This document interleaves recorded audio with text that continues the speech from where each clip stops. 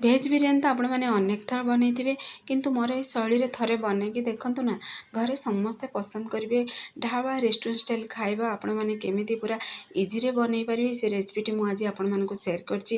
ସରଳ ତରିକା ପୁରା ଭେଜ୍ ବିରିୟାନୀର ଆପଣମାନଙ୍କୁ ସେୟାର କରିଛି। ଘରର ପୁଣି ବେସିକ୍ ସାମଗ୍ରୀରେ ଢାବା ରେଷ୍ଟୁରାଣ୍ଟ ଷ୍ଟାଇଲ୍ ଖାଇବା ପୁରା ଇଜିଲି ପ୍ରସ୍ତୁତ କରିପାରିବେ। ଯଦି ପ୍ରଥମ ଥର ବି ବିରିୟାନୀ ବନାଉଛନ୍ତି, ଦେଖିବେ ପରଫେକ୍ଟ ବନିବ। ଦେଖିନି ଜାଣିପାରୁଥିବେ କେତେ ପୁରା ଇଏ ସ୍ୱାଦିଷ୍ଟ ବି ବନିଥିବ। पूरा यूनिक स्टाइल बनिकी रेडी हम। तो फुल वीडियो को वाच करंतु, देखिक वीडियो को बनाते देखिए पूरा इजिली बनई पारे।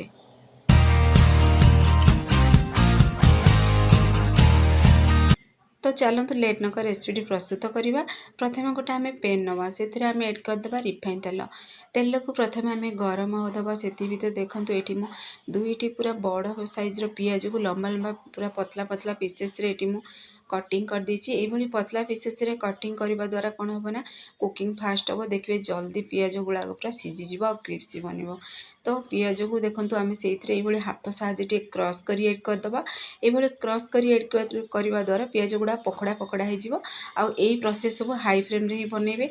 जदि देखिए लो फ्लेम रे बनइबे ताहले पिज पानी छाड़देव आ पिजटी पूरा क्रिप्सी बननी। तो देखो ये पूरा ब्राउन कलर है आम बाहर करदे गोटे प्लेट को। तो देखो यही प्रोसेस रे पिज को भाजिकी बाहर करदे गोटे प्लेट को। से भितर भात देखो पिज भाजीला भितर पानी मुझे बसई देती। तो देखो से प्रोसेस आम सब पिज मुझे भाजी देती। तो जेहेतु पानी भी पूरा गरम हो सारा, तो आम से एड करदे गोटा मसला, पुणी अल्प टिके जीरा कंचा लंका दबा फ्लेवर पाई बोली। तो पुणी अल्प टिके से धनिया पत्र एड करवा। आपण चाहिए पुदीना पत्र भी ये एड करेंगे। से स्वाद अनुसार दबा लुण जी आप बिरियानी चाउल नहीं ना, से अनुसार से लुण को एड करदे। तो ताको फुटवा को दबा। भात पानी फुटला भितर आम गोटे डेक्ची नवा। डेक्ची आम जो पिज को भाजिकी बाहर करते तार फ्लेवर गुड़ाक ए तेलर अच्छी। तो से तेलर ही प्रस्तुत करछि। तो तेल को एड करदे गोटे चामच से घी दबा। आपण मैंने चाहिए ये घीरे भी केवल बनई पारे। तो देखो तेल घी पूरा गरम हो सारा पर आम से अल्प टिके गोटा मसला अल्प टिके जीरा से एड करदे। गोटा मसला जीरा आमर फुटी सारा पर हल्का फ्राए हो सारा पर ये मुझे दुईटी पिज को कटिंग कर एड कर लंबा लंबा पीसेस रे।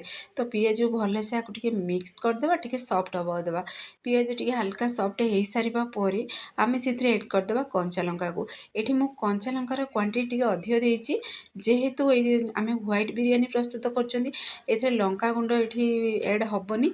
मुझे कंचा लंका एड कर चाहिए से प्रोसेस रे जदि हलदी लंका भी एड करने को चाहिए ताहले भी करें।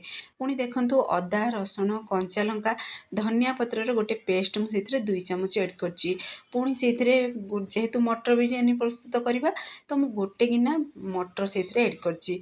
तो आपण मैंने जदि आउ किसी पनीपरिया एड करने को चाहिए ताहले भी करें, ना एमती भी मटर बिरियानी प्रस्तुत करें। पूरा पूरी सिंपल तरीका प्रस्तुत करवा फ्रेंड्स। देखिए पूरा ढाबा रेस्टोरेंट स्टाइल टेस्ट पूरा आसीबो। तो पुणी देखो गोटा मसला किसी मुझे हल्का फ्राए करके कुटनी साहय कुटी देछि। तो से गोटे चामच एड करदे। आपण मैंने चाहिए मार्केटर बिरियानी मसला भी ये एड करें। तो ये आम भल से मिक्स करदे। आम प्रथम मटर को टिके सॉफ्ट है पर्यंत टिके भाजवा। से भितर आमर भात पानी फुटले ही नहीं देखा। तो देखो फुटिकी सब फ्लेवर चली जाइए पानी को। तो ये हाफ केजी मुझे बिरियानी चाउल बा बासुमती चाउल नहीं आपको भल से टिके धोईदबा। धोई सारा पर आम से एड करदे पानी रे एड कर आम फुटवा पर्यंत बा भात है पर्यंत टिके स्लो आंच रे बनवा को दबा। तो गोटे गिनारे देखूँ ये मु 2 चामच घी नहीं, पुणी अल्प टिके से आम दबा गरम गरम से पानी दबा। जेहेतु से सब फ्लेवर अच्छी, तो मुझे गरम पानी एड कर। देखिए गरम पानी जदि भातर एड करदेवे ना, से पूरा घी गुड़ा मेल्ट करदे। से बिरियानी मसला भी एड कर भल से टिके मिक्स करदे। यही प्रोसेस टी करने द्वारा देखिए बिरियानी खाइबा समय पाटी को मसला लगभग। तो मिक्स हो बिरियानी और खाया पूरा टेस्टी लगे। तो देखो आमर ये मटर भी पूरा परफेक्टली सीझ ସିଝି ବି ଗଲାଣି। ତ ଏଇଥିରେ ଆମେ ଲୁଣ ଟୋଟାଲି ଏଡ଼୍ କରିନଥିଲେ। ତ ଆମେ ମଟର ପିଆଜ ମସଲା ଅନୁସାରେ ହିଁ ସେଥିରେ ଲୁଣ ଏଡ଼୍ କରିବା। ଆପଣମାନେ ଚାହିଁଲେ ଏଠି ଗୋଲମରିଚ ପାଉଡ଼ର ବି ଏଡ଼୍ କରିପାରିବେ। ଯେହେତୁ ମୁଁ ସେଥିରେ ଗୋଟା ମସଲାରେ ଗୋଲମରିଚ ସେଥିରେ ଏଡ଼୍ କରିକି ଭାଜି ଗୁଣ୍ଡ କରିଛି, ତ ମୁଁ ଏଠି ସ୍କିପ୍ କରିଛି। ତ ଦେଖନ୍ତୁ କେତେ ବଢ଼ିଆ ପୁରା ଦେଖାଯାଉଛି ନା, କଲର୍ ପରଫେକ୍ଟ ମଟର ଅଛି। ତ ଦେଖନ୍ତୁ ସେଥି ଭିତରେ ଆମର ଭାତ ବି ବନି ପୁରା ରେଡ଼ି ହେଇସାରିଲାଣି। ତ ପାଖରୁ ବି ଦେଖାଉଛି, ଦେଖନ୍ତୁ ଚାଉଳ ଅଂଶ ଆଉ ଟୋଟାଲ୍ ନାହିଁ। ଭାତ କିନ୍ତୁ ଏଇଠି ଟାଣ ଅଛି, ପୁରା 80% ପୁରା ସିଝିଯାଇଛି ଆଉ 20% ଅଛି। ତ ଏବେ କ'ଣ କରିବା, ଗୋଟେ ଏଇଭଳି ଜାଲି ସାହାଯ୍ୟରେ ଛାଣିକିରି ଡାଇରେକ୍ଟ ସେଥିରେ ଏଡ଼୍ କରିବା। ତ ଆପଣମାନେ ଚାହିଁଲେ ଭାତକୁ ଗାଳି ବି ପାରିବେ। ତ ଦେଖନ୍ତୁ ଆଉ ଉପରେ ଏଇ ପ୍ରୋସେସ୍ ଯଦି ଏଡ଼୍ କରିଦେବେ, ପୁରା ଇଜିରେ ପୁରା ଆପଣମାନେ ବନେଇ ପାରିବେ ଫଟାଫଟ।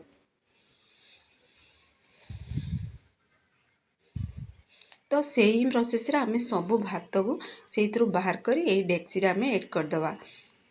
ଦେଖନ୍ତୁ ଏଇ ପ୍ରୋସେସ୍ରେ ପୁରା ଇଜିରେ ଏଡ଼୍ କରିଦେବେ। ଚାରି ସାଇଡ଼୍ ପୁରା ଦେଖନ୍ତୁ ଭାତ ଗୁଡ଼ାକୁ ଖେଳେଇ ଦେବା। ତ ଦେଖନ୍ତୁ ପିଆଜକୁ ଯେ ଆମେ ଭାଜିକି ରଖିଥିଲେ ନା, ସେ ପିଆଜକୁ ତା ଉପରେ ଏବେ ଏଇ ପ୍ରୋସେସ୍ରେ ପୁରା ଗ୍ରୀସ୍ କରିବା ପିଆଜକୁ। ଏଇଭଳି ଦେଖିବେ ବିରିୟାନୀରେ ଯଦି ପିଆଜ ଭାଜିକି ଏଡ଼୍ କରିବେ ନା, ବହୁତ ଟେଷ୍ଟି ଲାଗିବ ଖାଇବାକୁ। ଯେହେତୁ ଆମେ ପୁରା ସିମ୍ପଲ୍ ବିରିୟାନୀ, ପୁରା ସାଧା ବିରିୟାନୀ ପ୍ରସ୍ତୁତ କରୁଛନ୍ତି, ତ ଦେଖିବେ ପିଆଜ ଖାଇବା ସମୟରେ ପାଟିକି ଲାଗିବ, ବହୁତ ହି ୟୁନିକ୍ ଲାଗିବ। ଆପଣମାନଙ୍କୁ ଏଠି ସାଲାଡ଼ ବି ଦରକାର ପଡ଼ିବନି, ତରକାରୀ ବି ଦରକାର ପଡ଼ିବନି। ତ ଦେଖନ୍ତୁ ଏଠି ମସଲା ଘିଅର ପାଣିକୁ ସେଥିରେ ଏଡ଼୍ କରିଦେବା। ଅଳ୍ପ ଟିକେ ସେଥିରେ ଆମେ ଫୁଡ଼୍ କଲର୍ ଏଡ଼୍ କରିବା। ତ ଏଇଟା ପୁରାପୁରି ଅପସନାଲ୍ ଅଛି, ଆପଣମାନେ ଚାହିଁଲେ ଏଡ଼୍ କରିବେ, ନହେଲେ ସ୍କିପ୍ ବି କରିପାରିବେ। ଯେମିତି ସୁନ୍ଦର ଦେଖାଯିବ ସେଇଥିପାଇଁ ମୁଁ ଏଡ଼୍ କରିଛି। ତ ଅଳ୍ପ ଟିକେ ଆମେ ସେଥିରେ ଧନିଆ ପତ୍ର ଏଡ଼୍ କରିବା। ତ ଧନିଆ ପତ୍ର ଜାଗାରେ ଆପଣମାନେ ପୁଦିନା ପତ୍ର ବି ଏଡ଼୍ କରିପାରିବେ। ତ ଏବେ କଭର୍କୁ ଟିକେ ବନ୍ଦ କରିଦେବା, ଓଜନିଆ ଜିନିଷ ରଖି 5 ମିନିଟ୍ ପର୍ଯ୍ୟନ୍ତ ଟିକେ ଦମ୍ ହେବାକୁ ଦେବା। ତ ଦେଖନ୍ତୁ କେତେ ବଢ଼ିଆ ଆମର ବିରିୟାନୀ 5 ମିନିଟ୍ ପରେ ଆପଣମାନଙ୍କୁ ଦେଖାଉଛି କେତେ ବଢ଼ିଆ ପୁରା ବନିକି ପୁରା ରେଡ଼ି ହେଇଛି। ଆଉ ଟିକେ ଆମେ ଟେଷ୍ଟକୁ ତା'ର ବଢ଼ାଇବା ପାଇଁ ତ ଗୋଟେ ଗିନାରେ ଦେଖନ୍ତୁ ଜଳୁଥିବା କୋଇଲା ଏଡ଼୍ କରିଦେବା। ପୁଣି ଅଳ୍ପ ଟିକେ ତେଲ ବା ଘିଅ ଯାହା ବି ଏଡ଼୍ କରିପାରିବେ, ତା'ର ଫ୍ଲେଭରକୁ ସେଇଥିରେ ଯିବାକୁ ଦେବା। ତା ଉପରେ ପୁଣି ଥରେ ଓଜନିଆ ଜିନିଷ ରଖିଦେବା। 2ରୁ 3 ମିନିଟ୍ ପର୍ଯ୍ୟନ୍ତ ଟିକେ ଫ୍ଲେଭରକୁ ଆମେ ବିରିୟାନୀରେ ରହିବାକୁ ଦେବା। ତାପରେ ଦେଖନ୍ତୁ ସବୁ ସେଇଥିରେ ବିରିୟାନୀକୁ ଆମର ସବୁ ଫ୍ଲେଭର ଚାଲିଯାଇଛି। ତ ବହୁତ ବଢ଼ିଆ ପୁରା ଢାବା ଷ୍ଟାଇଲ୍ର, ଯେମିତି ଢାବା ରେଷ୍ଟୁରାଣ୍ଟରେ ଯେମିତି ଫ୍ଲେଭର ଆସେ ନା, ସେଇଭଳି ହିଁ ଆସିବ। ଯଦି ଏଇ ରେସିପିରେ ଯଦି ଏଇଭଳି ପ୍ରୋସେସ୍ ସବୁ ବନେଇବେ, ଫୁଲ୍ ଭିଡ଼ିଓକୁ ୱାଚ୍ କରି ଯଦି ବନେଇବେ, ପରଫେକ୍ଟ ବନିବ। ତ ଫାଇନାଲି ଦେଖନ୍ତୁ ଆମର ବିରିୟାନୀ ରେସିପି ପ୍ରସ୍ତୁତ ହେଇସାରିଲା। ଗୋଟେ ପ୍ଲେଟ୍କୁ ବି ବାହାର କରି ଆପଣମାନଙ୍କୁ ଦେଖାଇ ଦେଉଛି। କେତେ ବଢ଼ିଆ ପୁରା ଦେଖନ୍ତୁ ବନିଛି। କେହି ବି ଜାଣିପାରିବେନି ଯେ ଆପଣମାନେ ଘରେ ବନେଇଛନ୍ତି। କେତେ ପୁରା ୟୁନିକ୍ ଷ୍ଟାଇଲ୍ର ବନିକି ରେଡ଼ି ହେବ। ତ ଫ୍ରେଣ୍ଡସ୍, ଆପଣମାନେ ଯଦି ଏ ଭିଡ଼ିଓଟି ପସନ୍ଦ ଆସିବ, ତାହେଲେ ସାଙ୍ଗମାନଙ୍କୁ ସେୟାର କରନ୍ତୁ, ଲାଇକ୍ କରନ୍ତୁ। ଚ୍ୟାନେଲରେ ଯଦି ନୂଆ ଅଛନ୍ତି, ତାହେଲେ ଚ୍ୟାନେଲକୁ ମୋର ସବସ୍କ୍ରାଇବ୍ କରିଦିଅନ୍ତୁ, ବେଲ୍ ଆଇକନ୍କୁ କ୍ଲିକ୍ କରିଦିଅନ୍ତୁ, ଯାହାଫଳରେ ମୋର ସବୁ ଭିଡ଼ିଓ ନୋଟିଫିକେସନ୍ ପ୍ରଥମେ ଆପଣମାନଙ୍କୁ ପହଞ୍ଚିବ। ମୁଁ ଏମିତି ଇଜି ଇଜି ଭିଡ଼ିଓ ନେଇ ଆସିବି, ଆପଣମାନେ ଦେଖିକି ଘରେ ଆକୁ ନିଶ୍ଚୟ ଟ୍ରାଏ କରନ୍ତୁ। ଯଦି ଫେସବୁକ୍ ପେଜ୍ରେ ଦେଖୁଛନ୍ତି, ତାହେଲେ ଫେସବୁକ୍ ପେଜ୍ ମୋର ଫଲୋ କରନ୍ତୁ। ଫାଇନାଲି ଦେଖନ୍ତୁ ଆମର ମଟର ଦମ୍ ବିରିୟାନୀ ବନିକି ପୁରା ରେଡ଼ି ହେଇସାରିଛି। ତ ପୁରାପୁରି ଢାବା ରେଷ୍ଟୁରାଣ୍ଟ ଷ୍ଟାଇଲ୍ର ରହିଛି। ତ କେତେ ସୁନ୍ଦର ବି ଦେଖାଯାଉଛି, ଆଉ ଟେଷ୍ଟ ବି ନା ଫ୍ରେଣ୍ଡସ୍ ବହୁତ ବଢ଼ିଆ ଥିଲା। ତ ଆପଣମାନେ ଯଦି ବନେଇବେ ନା, ନିଶ୍ଚୟ ମୋତେ କମେଣ୍ଟ ମାଧ୍ୟମରେ ଜଣାନ୍ତୁ। ଦେଖିବେ ଘରେ ସମସ୍ତେ ପସନ୍ଦ କରିବେ। ତ ଆପଣଙ୍କର ଅନୁଭୂତି ମୋତେ ସେୟାର କରନ୍ତୁ। ତ ସେ ପର୍ଯ୍ୟନ୍ତ ରହୁଛି, ପୁଣି ଏକ ନୂଆ ରେସିପି ନେଇ ଆସିବି। ନମସ୍କାର, ଜୟ ଜଗନ୍ନାଥ।